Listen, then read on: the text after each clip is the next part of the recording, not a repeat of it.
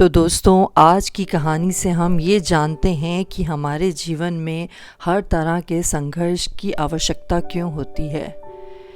एक बार एक आदमी को अपने गार्डन में टहलते हुए किसी टहनी से लटकता हुआ एक तितली का कोकून दिखाई पड़ा। अब हर रोज़ वो आदमी उसे देखने लगा और एक दिन उसने नोटिस किया कि उस कोकून में एक छोटा सा छेद बन गया है। उस दिन वो वहीं बैठ गया और घंटों उसे देखता रहा।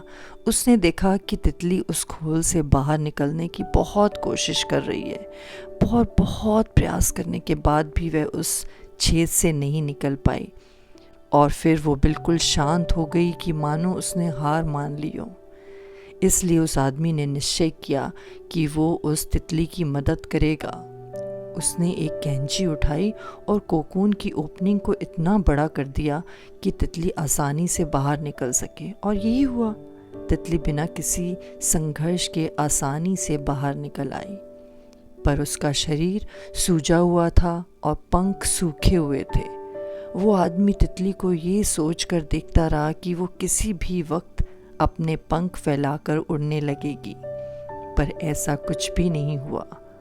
उसके उल्ट बेचारी तितली कभी उड़ ही नहीं पाई और उसने अपनी बाकी की ज़िंदगी इधर उधर घिसटते हुए बितानी पड़ी।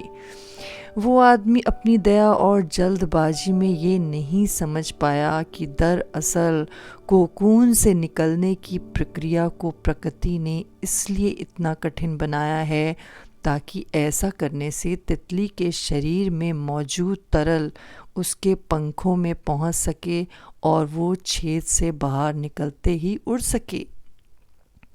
वास्तव में कभी कभी हमारे जीवन में भी संघर्ष वो चीज़ होती है जिसकी हमें सचमुच आवश्यकता होती है।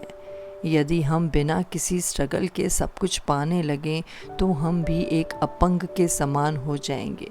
बिना परिश्रम और संघर्ष के हम कभी उतने मजबूत नहीं बन सकते जितनी हमारी क्षमता है। इसलिए जीवन में आने वाले कठिन पलों को सकारात्मक दृष्टिकोण से देखिए। वो आपको कुछ ऐसा सिखा जाएंगे जो आपको ज़िंदगी की उड़ान को पॉसिबल बना पाएंगे।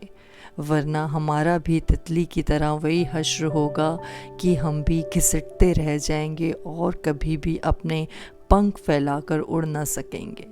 Thank you so much.